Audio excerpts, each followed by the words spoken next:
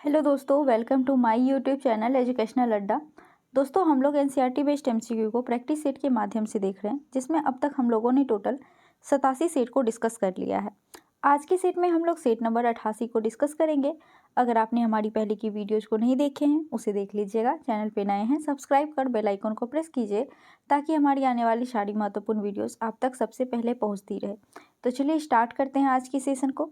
आज के सेट का पहला प्रश्न है,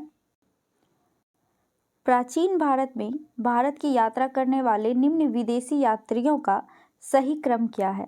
तो चलिए देखते हैं दिए गए ऑप्शन के हिसाब से। सबसे पहले भारत मेगास्थनीज आए थे और ये कब आए थे, तो ये 302 ईसा पूर्व में चंद्रगुप्त मौर्य के समय में भारत आए थे। उसके बाद आए थे संयुगन जो कि 517 ईस्वी में भारत आए थे।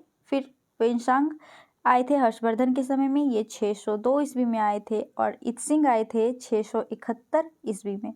ठीक है, तो इसका जो सही क्रम हो जाएगा वो हो जाएगा मेगास्थनीज, संयुगन, वेनसांग और इत्सिंग। तो इसका सही आंसर ऑप्शन नंबर डी हो जाएगा। अगला प्रश्न है, डायनीसियस कौन था। तो दोस्तों डायनीसियस यह राजा टॉलमी का राजदूत था जो कि चंद्रगुप्त मौर्य के दरबार में भारत आया था। तो इसका सही आंसर ऑप्शन नंबर बी हो जाएगा, राजा टॉलमी का राजदूत। अगला प्रश्न है, सिखों के पांचवें गुरु गुरु अर्जुन देव की हत्या किस शासक के द्वारा करवाई गई थी। तो दोस्तों सिखों के पांचवें गुरु गुरु अर्जुन देव की हत्या जहांगीर के द्वारा करवाई गई थी। और करवाई क्यों गई थी अगर पूछे तो दोस्तों गुरु अर्जुन देव ने इस्लाम धर्म को अपनाने से मना कर दिया था, जिसकी वजह से 1606 ईस्वी में जहांगीर के द्वारा गुरु अर्जुन देव की हत्या करवा दी गई थी। तो इसका सही आंसर ऑप्शन नंबर डी हो जाएगा। अगला प्रश्न है, निम्न में से कौन सी एक विशिष्टता एकता व्यवस्था की नहीं है। तो चलिए हम लोग देख लेते हैं एकता व्यवस्था की के बारे में क्या क्या विशेषताएं दी हुई है और इसमें से कौन सी उनकी विशेषता नहीं है। पहला है, एकता एक राजस्व एकत्रित करने की व्यवस्था थी। तो ये बिल्कुल सही है दोस्तों। दूसरा है, रियासतनामा एकता व्यवस्था की जानकारी का स्रोत है। तो बिल्कुल एकता व्यवस्था की जानकारी रियासतनामा से प्राप्त होती है। तीसरा है, एकता से एकत्रित राजस्व सीधा सुल्तान के खाते में जाती थी। तो ये गलत है दोस्तों। एकता से जो एकत्रित राजस्व होता था वो सैनिक, अधिकारी और रईसों को सौंप दी जाती थी और उन्हें जनता की सेवा में उसका इस्तेमाल किया जाता था, ना कि सुल्तान के खाते में जाती थी। तो ऑप्शन नंबर सी जो है वो गलत है। चौथा है, मुक्ति को एकता से एकत्रित राजस्व से सैनिक रखने पड़ते थे। तो ये भी सही है दोस्तों। एकता से एकत्रित राजस्व से सैनिक रखने का प्रावधान था। इसमें गलत पूछ रहा था तो गलत कौन सा है, वो ऑप्शन नंबर सी है। तो इसका सही आंसर ऑप्शन नंबर सी हो जाएगा। अगला प्रश्न है, यदि वर्ष में हम एक बार मेढक की तरह टटराएं तो हमें कुछ नहीं मिलेगा। कांग्रेस की कार्यप्रणाली के संदर्भ में उक्त टिप्पणी किसने की थी। तो दोस्तों यह कथन बाल गंगाधर तिलक के द्वारा कहा गया था। बाल गंगाधर तिलक जो कि गरम दल के नेता थे, इन्होंने कांग्रेस के बारे में इसलिए कहा क्योंकि कांग्रेस का प्रत्येक एक साल में सम्मेलन होता था और उस सम्मेलन में वो लोग जो भी उस समय चल रहा था यानी भारत की आज़ादी के बारे में चर्चा करते थे, कैसे क्या करना है। तो उस चीज़ों को लेकर बाल गंगाधर तिलक ने कहा कि यदि वर्ष में हम एक बार मेढक की तरह टटराएंगे तो हमें कुछ भी नहीं मिलेगा। तो इसका सही आंसर ऑप्शन नंबर सी हो जाएगा, बाल गंगाधर तिलक। अगला प्रश्न है, निम्नलिखित शैक्षणिक संस्थाओं के संदर्भ में सही सुमेलित नहीं है। इसमें से कौन सही सुमेलित नहीं है, तो चलिए हम लोग पहले देख लेते हैं। पहला है अलीगढ़ मुस्लिम विश्वविद्यालय, जिसके संस्थापक सर सैयद अहमद खान थे। तो बिल्कुल ये सही है। दूसरा है बनारस हिंदू विश्वविद्यालय, जिसकी स्थापना मदन मोहन मालवीय के द्वारा किया गया था। ये भी सही है। तीसरा है बनारस का संस्कृत कॉलेज, जिसकी स्थापना जोनाथन डंकन के द्वारा किया गया था, लेकिन यहाँ दिया हुआ है सर विलियम जोन्स, जो कि गलत है। दोस्तों बनारस का संस्कृत कॉलेज जोनाथन डंकन के द्वारा स्थापित किया गया था। चौथा है फोर्ट विलियम कॉलेज, जिसके संस्थापक लॉर्ड वेलेस्ली थे। तो ये भी सही है। गलत कौन सा है, तो वो ऑप्शन नंबर सी है। और कौन सा सही सुमेलित नहीं है यही पूछ रहा था, तो इसका सही आंसर ऑप्शन नंबर सी हो जाएगा। अगला प्रश्न है, सहायक संधि प्रणाली लॉर्ड वेलेस्ली द्वारा लगाया गया इसके अंतर्गत सिंधिया राज्य कब शामिल हुआ? तो दोस्तों सहायक संधि लॉर्ड वेलेस्ली के द्वारा 1798 ईस्वी में लाया गया था, जिसको सबसे पहले हैदराबाद ने अपनाया था। और सिंधिया कब अपनाए थे? तो यह 1804 ईस्वी में अपनाए थे। कब? फरवरी 1804 ईस्वी में सिंधिया ने सहायक संधि पर हस्ताक्षर किए। तो इसका सही आंसर ऑप्शन नंबर डी हो जाएगा, 1804। अगला प्रश्न है, 1857 की क्रांति के ठीक बाद कौन सा विद्रोह हुआ था? तो दोस्तों 1857 की क्रांति के ठीक बाद नील विद्रोह हुआ था। इसका सही आंसर ऑप्शन नंबर डी हो जाएगा। नील विद्रोह कब हुआ था? तो दोस्तों यह 1859 ईस्वी में हुआ था। इस विद्रोह को खत्म करने के लिए 1860 ईस्वी में इंडिगो कमीशन बनाया गया था। दोस्तों ये नील विद्रोह हुआ कहाँ था? तो ये बंगाल में हुआ था। ठीक है, तो इसका सही आंसर ऑप्शन नंबर डी हो जाएगा। अगला प्रश्न है, बंदी जीवन किसकी कृति है? तो दोस्तों बंदी जीवन यह सचिंद्र नाथ सान्याल की कृति है, यानी सचिंद्र नाथ सान्याल इसके लेखक हैं। तो इसका सही आंसर ऑप्शन नंबर डी हो जाएगा। अगला प्रश्न है, अहमदाबाद मिल मजदूर आंदोलन में विवाद को सुलझाने के लिए गांधी जी ने सत्याग्रह किया, यह किस कारण हुआ था? तो दोस्तों अहमदाबाद मिल मजदूर का कारण क्या था? तो प्लेग बोनस विवाद पर अहमदाबाद मिल मजदूर ने आंदोलन किया, जिसमें गांधी जी ने सत्याग्रह में सपोर्ट किए थे, साथ दिए थे। तो इसका सही आंसर ऑप्शन नंबर सी हो जाएगा। ये कब हुआ था दोस्तों अहमदाबाद मिल मजदूर आंदोलन? तो यह 1918 ईस्वी में हुआ था और इसी में गांधी जी के द्वारा पहली बार भूख हड़ताल किया गया था। दोस्तों इस आंदोलन के कारण, यानी अहमदाबाद मिल मजदूर के कारण और गांधी जी के अनशन की वजह से मजदूरों को 35% तक बोनस मिला था। इसमें जो कंपनी थी वो कह रही थी कि हम 20% ही बोनस देंगे, लेकिन वहाँ के मजदूरों का 50% तक मांग था, लेकिन गांधी जी ने दोनों के बीच समझौता किया और 35% तक मजदूरों को बोनस दिया गया। तो इसका सही आंसर ऑप्शन नंबर सी हो जाएगा। अगला प्रश्न है, सुरेंद्र नाथ बनर्जी द्वारा निम्न में से कौन सी संस्था स्थापित की गई? तो दोस्तों सुरेंद्र नाथ बनर्जी के द्वारा इंडियन एसोसिएशन की स्थापना 1876 ईस्वी में किया गया। इसका सही आंसर ऑप्शन नंबर सी हो जाएगा।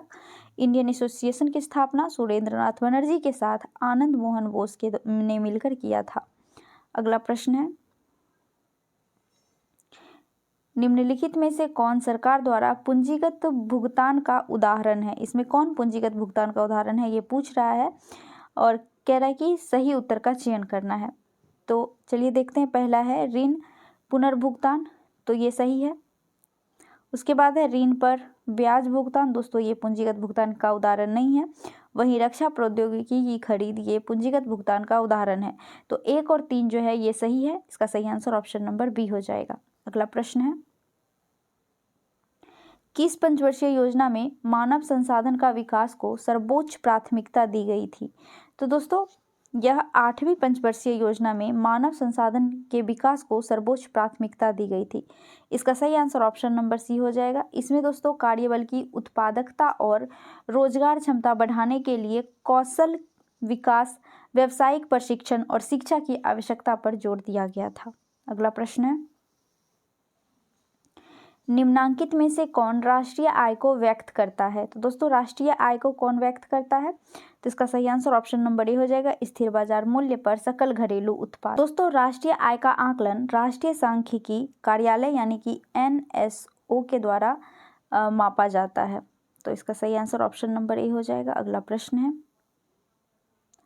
8 मूल उद्योगों के सूचकांक में निम्नलिखित में से किसको सर्वाधिक महत्व दिया गया है?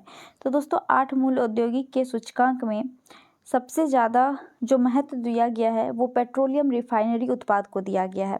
इसका सही आंसर ऑप्शन नंबर ए हो जाएगा, रिफाइनरी उत्पाद। दोस्तों टोटल 8 प्रमुख उद्योग को कोर इंडस्ट्री कहा जाता है। ठीक है, अगला प्रश्न है, राज्यसभा के संदर्भ में निम्न कथनों पर विचार कीजिए। पूछा इसमें से कौन सा कथन सही है? तो चलिए हम लोग देख लेते हैं राज्यसभा के बारे में। राज्यसभा एक अस्थायी सदन है, तो बिल्कुल दोस्तों राज्यसभा एक अस्थायी सदन है जिसे उच्च सदन भी कहा जाता है। दूसरा है, प्रत्येक 2 वर्ष पश्चात इसके 2/3 सदस्य अवकाश ग्रहण कर लेते हैं। तो ये गलत हो जाएगा दोस्तों। प्रत्येक 2 वर्ष में 1/3 सदस्य जो है वो अवकाश प्राप्त करते हैं, ना कि 2/3। तो ये तो गलत हो गया। तीसरा है राज्यसभा सदस्यों का चुनाव प्रत्यक्ष होता है, तो ये भी गलत है दोस्तों। राज्यसभा सदस्यों का चुनाव अप्रत्यक्ष रूप से होता है।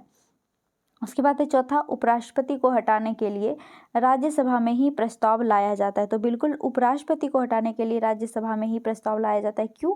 क्योंकि दोस्तों राज्यसभा के जो सभापति होते हैं वही उपराष्ट्रपति होते हैं। इसी वजह से राष्ट्रपति को हटाने के लिए राज्यसभा में ही प्रस्ताव लाया जाता है। इसमें से सही पूछ रहा था, सही कौन सा है, तो 1 और 4 सही है, बाकी 2 और 3 गलत है। तो इसका जो सही आंसर हो जाएगा वो ऑप्शन नंबर सी इसका सही आंसर होगा। अगला प्रश्न है, उपराष्ट्रपति के चुनाव के निर्वाचन मंडल में शामिल होते हैं। तो दोस्तों उपराष्ट्रपति का चुनाव के निर्वाचन मंडल में संसद के जो दोनों सदन होते हैं उन दोनों सदन के निर्वाचित सदस्य तथा मनोनीत सदस्य ये दोनों भाग लेते हैं। तो इसका जो सही आंसर हो जाएगा वो हो जाएगा ऑप्शन नंबर डी, संसद के निर्वाचित और मनोनीत दोनों सदस्य उपराष्ट्रपति के चुनाव में भाग लेते हैं। दोस्तों उपराष्ट्रपति के चुनाव की चर्चा हमारे संविधान के आर्टिकल नंबर 66 में किया गया है। इसका सही आंसर ऑप्शन नंबर डी हो गया। अगला प्रश्न है, संविधान के किस अनुच्छेद में अखिल भारतीय सेवाओं का उपबंध किया गया है? तो दोस्तों अखिल भारतीय सेवाओं का उपबंध हमारे संविधान के अनुच्छेद 312 में किया गया है। इसका सही आंसर ऑप्शन नंबर सी हो जाएगा। वहीं 315 में संघ और राज्यों के लिए लोक सेवा आयोग के प्रावधान के बारे में चर्चा किया गया है। अगला प्रश्न है, स्वतंत्र भारत के पहले मंत्रिमंडल में डॉक्टर राजेंद्र प्रसाद को किस विभाग का मंत्री बनाया गया था?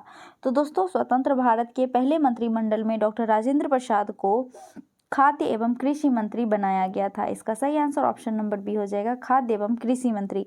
वहीं श्रम मंत्री जगजीवन राम थे, संचार मंत्री रफीक अहमद थे और उद्योग एवं आपूर्ति मंत्री कुंवरजी भाभा थे। ठीक है, अगला प्रश्न है, एग्जिट पोल कब जारी होता है? तो दोस्तों एग्जिट पोल होता क्या है पहले हम लोग वो जान लेते हैं। मतदान खत्म होने के बाद बाहर निकले मतदाताओं के सर्वेक्षण को ही एग्जिट पोल कहते हैं। तो इसका जो सही आंसर होगा दोस्तों वो होगा चुनाव के तुरंत बाद। तो एग्जिट पोल कब होता है? ये चुनाव के तुरंत बाद होता है। तो इसका सही आंसर ऑप्शन नंबर बी हो जाएगा। अगला प्रश्न है, निम्नलिखित में से कौन संघ सूची में शामिल नहीं है? तो इसमें कौन संघ सूची में शामिल नहीं है देखते हैं। नागरिकता जो कि संघ सूची का है, संघ सूची में वर्णित किया गया है। उसके बाद डाकघर, बजट बैंक ये भी संघ सूची का विषय है। कृषि आय से भिन्न आय पर कर ये भी संघ सूची का विषय है। जबकि कीमत नियंत्रण जो है यह समवर्ती सूची का विषय है, ना कि संघ सूची का। तो इसका जो सही आंसर होगा वो ऑप्शन नंबर डी हो जाएगा, क्योंकि पूछ रहा था संघ सूची में कौन शामिल नहीं है। तो ऑप्शन नंबर डी कीमत नियंत्रण जो कि समवर्ती सूची में शामिल। अगला प्रश्न है, निम्नलिखित में से किस प्रधानमंत्री ने उप प्रधानमंत्री के रूप में भी कार्य किया है? तो दोस्तों वो कौन से प्रधानमंत्री हैं जिन्होंने पहले उप प्रधानमंत्री के रूप में भी कार्य किया? तो वो है मोरारजी देसाई। इसका सही आंसर ऑप्शन नंबर सी हो जाएगा। दोस्तों मोरारजी देसाई 1967 ईस्वी में उप प्रधानमंत्री के रूप में कार्यरत थे। उस समय प्रधानमंत्री इंदिरा गांधी जी थी। ठीक है, लेकिन मोरारजी देसाई प्रधानमंत्री कब बने थे? तो यह 1977 ईस्वी से लेकर 1979 ईस्वी तक प्रधानमंत्री के रूप में कार्य किए थे। तो इसका सही आंसर ऑप्शन नंबर सी हो जाएगा, मोरारजी देसाई। अगला प्रश्न है, पंचगनी किस राज्य में स्थित है? तो दोस्तों पंचगनी महाराष्ट्र राज्य के सतारा जिला में स्थित एक हिल स्टेशन है। तो इसका सही आंसर ऑप्शन नंबर बी हो जाएगा, महाराष्ट्र। अगला प्रश्न है, बोस इंडिकस निम्नलिखित में से किसका वैज्ञानिक नाम है? तो दोस्तों बोस इंडिकस यह गाय का वैज्ञानिक नाम है। इसका सही आंसर ऑप्शन नंबर सी हो जाएगा, गाय। वहीं भैंस का वैज्ञानिक नाम क्या है? तो दोस्तों भैंस का वैज्ञानिक नाम बुबलस बुबलिस है। क्या है? बुबलस बुबलिस। वहीं बिल्ली का वैज्ञानिक नाम है फेलिस कैट्स। क्या है? फेलिस कैटस है। वहीं मेढक की बात करें तो दोस्तों मेढक का वैज्ञानिक नाम राना टिग्रीना है या फिर अनुरा। ये दोनों में से अगर कुछ भी रहे, राना टिग्रीना या अनुरा, ये दोनों ही मेढक का वैज्ञानिक नाम है। अगला प्रश्न है, एक निबल में कितने बीट होते हैं? तो दोस्तों एक निबल में 4 बीट होते हैं। इसका सही आंसर ऑप्शन नंबर ए हो जाएगा। जबकि 8 बीट मिलकर 1 बाइट बनाता है। तो अगर 1 बाइट पूछे 1 बाइट में कितने बीट होते हैं, तो 1 बाइट में 8 बीट होते हैं, एक निबल में 4 बीट होते हैं और एक निबल 0.5 बाइट के बराबर होता है। तो इसका सही आंसर ऑप्शन नंबर ए है। अगला प्रश्न है, विश्व वन्य जीव दिवस किस तिथि को मनाया जाता है? तो दोस्तों विश्व वन्य जीव दिवस यह 3 मार्च को मनाया जाता है। इसका सही आंसर ऑप्शन नंबर बी हो जाएगा। दोस्तों विश्व वन्य जीव दिवस क्यों मनाया जाता है?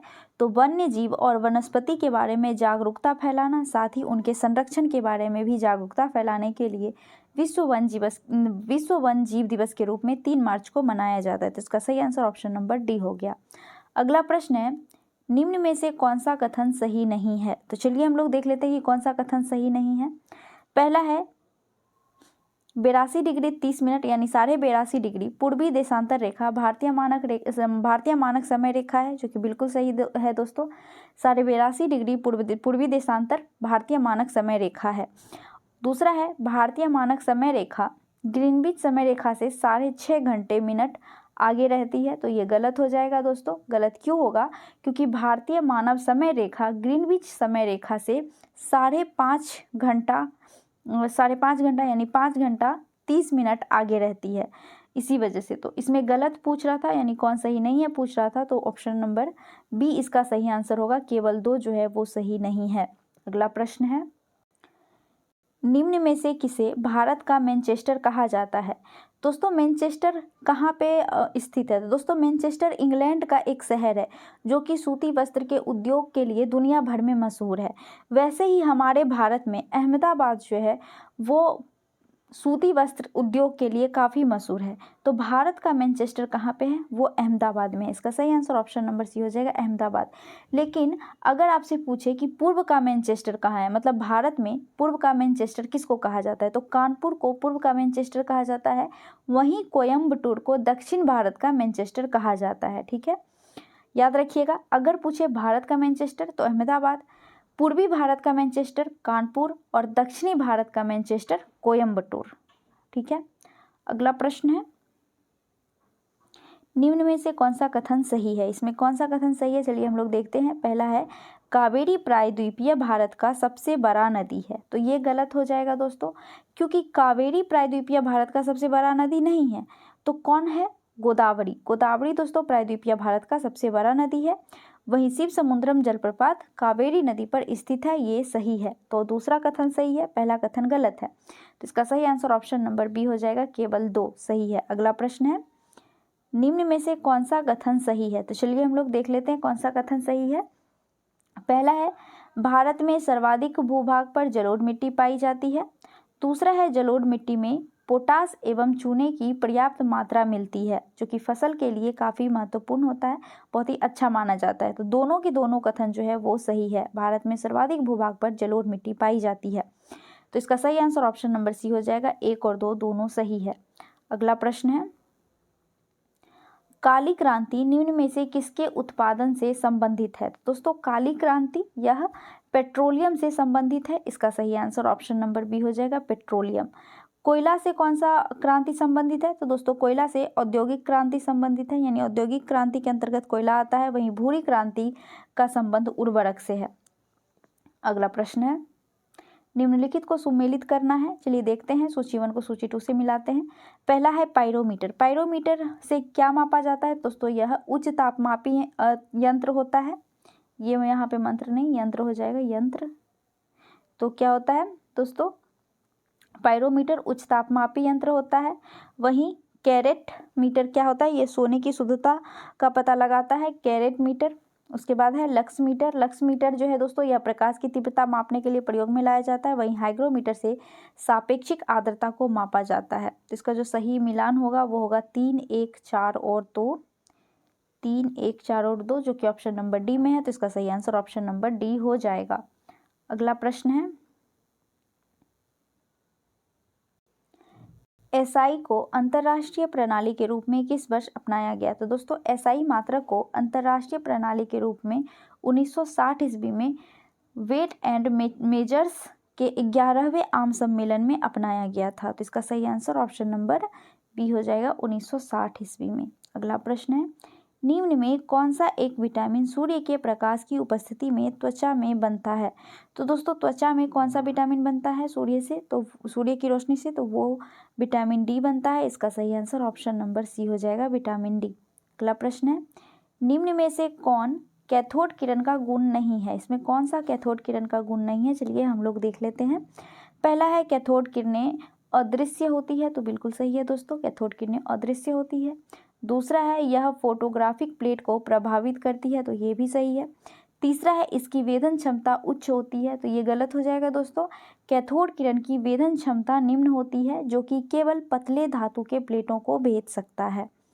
तो इसकी वेधन क्षमता उच्च तो होगी नहीं, निम्न होगी, इसलिए ये गलत है। चौथा है इसका वेग प्रकाश के वेग का 1/10 गुना होता है, तो ये भी सही है। इसमें गलत पूछ रहा था, तो ऑप्शन नंबर सी जो है वो गलत है, तो इसका सही आंसर ऑप्शन नंबर सी हो जाएगा। अगला प्रश्न है, जल विद्युत का उत्पादन किस सिद्धांत पर कार्य करता है?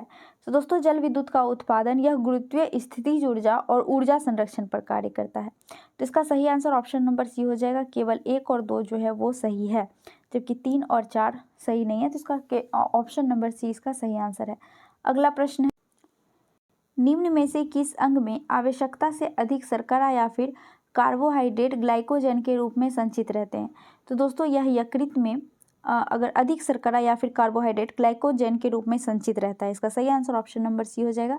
दोस्तों शरीर में रक्त शर्करा को नियंत्रित करने के लिए यकृत में ग्लाइकोजन का भंडारण किया जाता है, जबकि रक्त शर्करा का स्तर अगर कम हो जाता है तो यकृत ग्लाइकोजन को ग्लूकोज के रूप में बदलकर रक्त प्रवाह में छोड़ देता है, तो इसका सही आंसर ऑप्शन नंबर सी हो जाएगा। अगला प्रश्न है,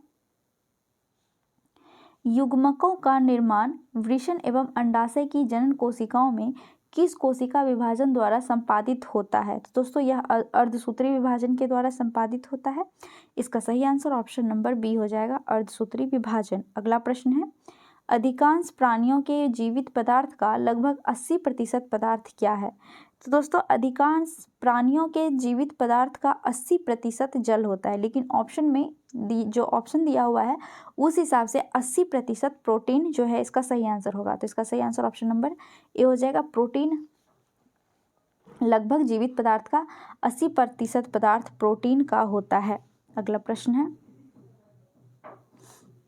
निम्न में कौन उत्तरदायी पदार्थ है जो कि जैविक सिस्टम में रासायनिक क्रिया की प्रक्रिया को तेज करता है?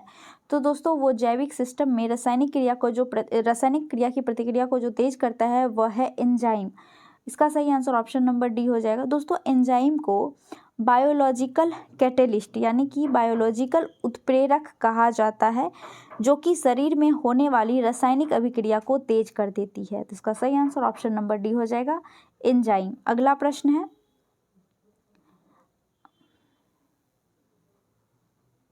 निम्नलिखित में से किस अन्य नाम से लाल रक्त कणिकाओं को जाना जाता है, यानी आरबीसी को अन्य किस नाम से जाना जाता है?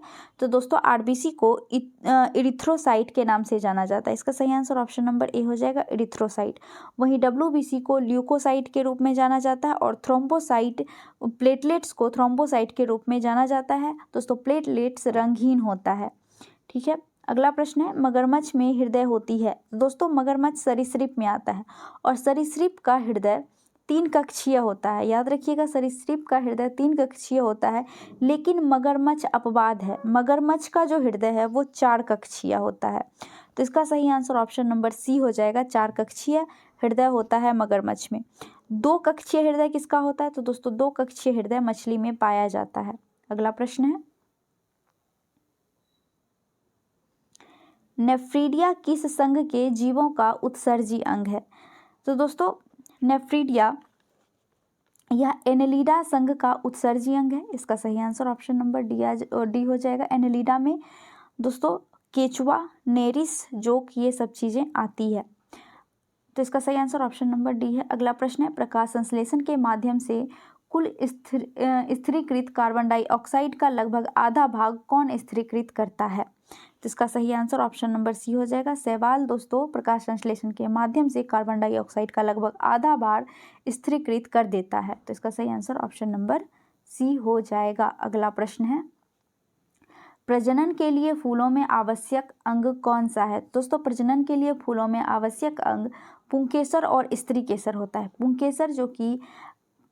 पुंकेसर यानी कि मेल जनन अंग होता है जो कि परागन बनाने में मदद करता है, वहीं स्त्री केसर मादा जनन अंग होता है जो कि उसको फर्टिलाइज करने में मदद करता है। ठीक है, तो इसका सही आंसर ऑप्शन नंबर बी हो जाएगा, पुंकेसर और स्त्रीकेसर। अगला प्रश्न है, मनुष्यों में अनैच्छिक क्रियाएं जैसे कि रक्त दबाव, लार और उल्टी को किसके द्वारा नियंत्रित किया जाता है? तो दोस्तों मनुष्यों में होने वाली अनैच्छिक क्रिया को मेड्यूला ऑब्लंगाटा के द्वारा नियंत्रित किया जाता है। इसका सही आंसर ऑप्शन नंबर ए हो जाएगा। मेड्यूला ऑब्लंगाटा जो है दोस्तों वह मस्तिष्क के सबसे निचले हिस्से में पाया जाता है। अगला प्रश्न है, और विश्व का सबसे गहरा भाग किस महासागर में स्थित है? तो दोस्तों विश्व का सबसे गहरा भाग प्रशांत महासागर में स्थित मरीना ट्रंच है, जिसकी गहराई 11,033 मीटर है। कितना है? 11,033 मीटर। और दोस्तों इसका आकार अर्धचंद्राकार है, जो कि 2550 किलोमीटर इसकी लंबाई है, और इसकी चौड़ाई की बात करें तो 69 किलोमीटर इसकी चौड़ाई है। ठीक है, गहराई पूछे तो 11,033, लंबाई पूछे तो 2550 और चौड़ाई 69 किलोमीटर इसका है। और आकार कैसा है? तो अर्धचंद्राकार आकार है मरीना ट्रंच का। इसका सही आंसर ऑप्शन नंबर ए हो जाएगा, प्रशांत महासागर। अगला प्रश्न है,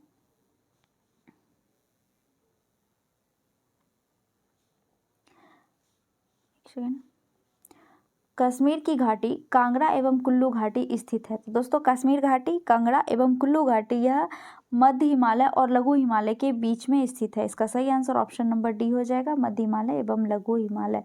अगला प्रश्न है, लिखित में से किस चट्टानों के परतों में खनिजों एवं निक्षेपण या संचयन होता है? तो दोस्तों खनिजों का निक्षेपण या संचयन अवसादित चट्टानों में के परतों में होता है, जिसे तलछटी चट्टान भी कहते हैं। तो इसका सही आंसर ऑप्शन नंबर ए हो जाएगा, अवसादित चट्टान। अगला प्रश्न और आज के सेशन का लास्ट प्रश्न है। वीडियो कैसी लगी जरूर बताइएगा दोस्तों। वीडियो बनाने में बहुत मेहनत लगता है, हम आप लोगों के लिए और भी अच्छी वीडियो बना के लेके आते रहेंगे, लेकिन हमको थोड़ा सपोर्ट की आवश्यकता है, तो प्लीज़ सपोर्ट कीजिए। क्वेश्चन है, निम्नलिखित में से उस कृषि प्रणाली को दर्शाती है जिसमें एक ही फसल लंबे चौड़े क्षेत्र में उगाए जाते हैं। तो वो कैसी कृषि होती है? तो वो होती है दोस्तों रोपड़ कृषि, जिसे बागान कृषि के भी नाम से जानते हैं। इसमें क्या होता है? तो दोस्तों इसमें एक ही फसल को बहुत बड़े क्षेत्र में उगाया जाता है। तो इसका सही आंसर ऑप्शन नंबर बी हो जाएगा, रोपड़ कृषि। तो हमारा आज का सेशन यहीं तक था। वीडियो कैसी लगी जरूर बताइएगा, अगर अच्छी लगी हो तो लाइक करके जाइएगा, अपने दोस्तों से शेयर कीजिए। मिलते हैं नेक्स्ट सेट के साथ। जय हिंद।